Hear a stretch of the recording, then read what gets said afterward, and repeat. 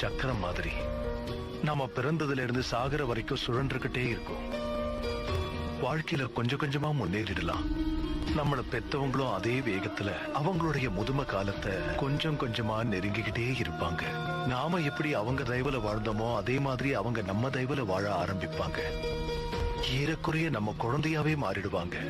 அப்பதான் நாம நம்ம பெத்த தாய் தந்தையரை நல்ல விதமா கவனிச்சுக்கணும்.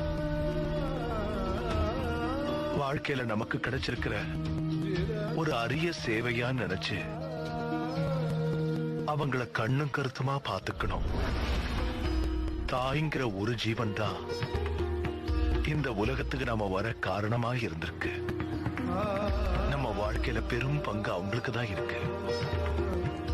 இத புரிஞ்சுக்காம நீங்க உங்க அம்மாவை வெளியேத்திட்டீங்க. அது தவறுன்னு என்னைக்காவது நினைச்சீங்களா?